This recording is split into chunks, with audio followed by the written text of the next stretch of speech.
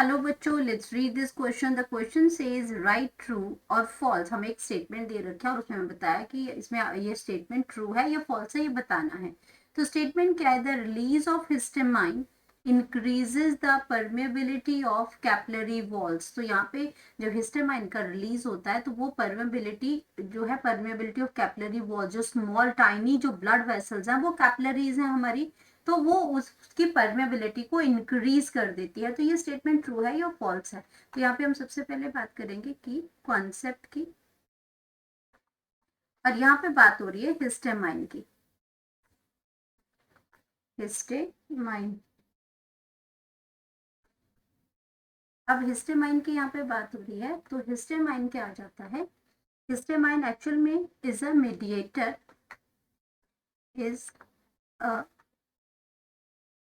Mediator. अब mediator किस चीज का है? Mediator of allergic inflammation, allergic inflammation, allergic inflammation, inflammation. Allergic inflammation के लिए आपका क्या है? ये मीडिएटर है। और ये इसको रिलीज कौन करता है? Released by mast cell. तो इसको रिलीज करते हैं हमारे मास्ट सेल, मास्ट सेल्स, जो कि क्या करते हैं? हमारे इम्यून सिस्टम के साथ वर्क करती हैं। ये फॉरेन पार्टिकल्स को इंगल्फ करते हैं, इसमें उनके साथ फाइट करते हैं। तो ये release by the mast cells हैं। और हिस्टामाइन का अगर हम फंक्शन की बात करें तो हिस्टामाइन क्या करता है? हिस्टामाइन कॉज, हिस्टामाइन कॉज आर्टेरियो, आर्टेरियोलर, ये जो आर्टेरियोलर, इनकी जो आर्टरीज है, ये आर्टेरियोलर जो वैसो डायलेशन का काम करती है। ये वैसो डायलेशन का काम करती है, डायलेशन का काम करते हैं। मतलब ये थोड़ा सा उसमें कंस्ट्रिक्ट होती है, जो हमारी जो आर्टरीज हैं, जो कैपिलरीज हैं, वो एकदम कंस्ट्रिक्ट, एकदम नैरो हो जाती हैं, लेकिन डायलेशन में थोड़ा सा वो स्पेस बना देती हैं इसमें। तो ये आपका क्या बन जाएगा? वैसो, ये आपका आर्टेरियोलर वैसो डायलेशन करती हैं, या जो आपका हिस्टामाइन रिलीज की वजह से क्या होता है। और इससे क्या होगा? So it increase. अब अगर आर्टरीज आपकी फूल जाती है, बड़ी हो जाती है, तो सो इट इंक्रीज्ड, तो इससे क्या हो जाएगा? इंक्रीज्ड कैपिलरी परमेबिलिटी, उससे इंक्रीज हो जाएगी कैपिलरी, कैपिलरी जो इसका कैपिलरी परमेबिलिटी, परमेबिलिटी, परमेबिलिटी जो है वो इंक्रीज हो जाएगी, इसमें परमेबिलिटी इंक्रीज हो जाएगी। और उसकी वजह से क्या होगा? These effects local blood flow effects increases local blood flow। अब लोकल ब्लड फ्लो बढ़ जाएगा, जब परमेबिलिटी बढ़ेगी तो लोकल ब्लड फ्लो भी बढ़ जाएगा इसका।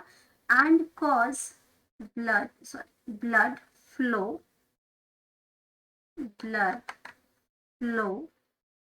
अब ब्लड फ्लो बढ़ेगा तो उससे क्या होगा? And cause tissue oedema, tissue oedema. अब टिश्यू एडिमा में क्या होता है कि जब ये आपका टिश्यू एडिमा के अंदर जब भी आपका जो फ्लूइड जो है वो कैपिलरी में बहुत ज्यादा बढ़ जाता है, तो ये क्या करते हैं? कुछ जो अमाउंट है वो ये आपका जो सराउंडिंग सेल्स होते हैं वहां ये लीक कर देता है। तो ये आपका ये क्या करेगा? टिश्यू एडिमा करता है ये। एंड टिश्यू एडिमा की अगर हम बात करते हैं यहाँ पे, तो यहाँ पे ये कैसे होता है? जब ये आपका क्या करते हैं, फ्लूइड जो है, ये टाइनी जो ब्लड फ्लो है, टाइनी वेसल्स जो हैं, टाइनी वेसल्स मतलब हमारी क्या है? कैपिलरीज हैं। जो टाइनी वेसल्स की अगर बात करते हैं तो ये टाइनी वेसल्स हमारी ये कैपिलरीज हैं, और ये क्या करती हैं? ये जो फ्लूइड जो है, ये फ्लूइड जो है उनके पास जो एक्स्ट्रा जो फ्लो करता है, ये फ्लूइड लीक कर देती हैं। फ्लूइड क्या हो जाता है? लीक हो जाता है। और इसकी वजह से क्या होता है? स्वेलिंग आ जाती है। जैसे पैर, कभी ये माइल्ड जो ये टिश्यू एडिमा है, जब हम एक ही पोजीशन पे बहुत देर तक बैठे रहते हैं या पैर लटका के बैठते हैं, तब भी आप इसमें क्या होगा? स्वेलिंग आ जाती है। तो ये भी क्या है कि फ्लूइड जो है वो लीक होता है सराउंडिंग सेल्स में, और वहां पे स्वेलिंग हो जाती है। तो हिस्टामाइन जो इसका काम हमसे पूछा क्या गया है कि ये इंक्रीज करता है परमेबिलिटी ऑफ कैपिलरी वॉल्स। ये बिल्कुल सही है कि कैपिलरी परमेबिलिटी है उसको ये इंक्रीज करता है। तो ये जो हमारा आंसर जो यहाँ पे आएगा, आंसर जो हमारा आएगा, ये स्टेटमेंट कैसी है, ये स्टेटमेंट हमारी ट्रू है, क्योंकि ये आपका क्या करता है, हिस्टामाइन जो है ये परमेबिलिटी को इंक्रीज करता है। और स्पेशली अगर परमेबिलिटी की अगर हम बात करते हैं तो परमेबिलिटी में भी ये आपका जो लोकल ब्लड फ्लो तो इसमें होता ही है, लेकिन परमेबिलिटी ये इंक्रीज करता है WBC सेल्स की।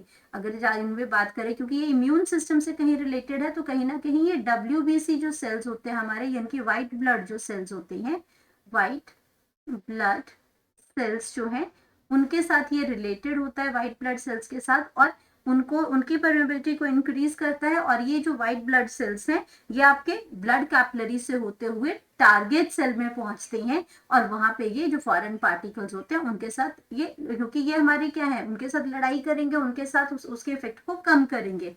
तो ये जो आपका जो स्टेटमेंट है, ये स्टेटमेंट आपका बिल्कुल करेक्ट स्टेटमेंट है, ट्रू स्टेटमेंट है ये। Hope you understood it well. Best of luck.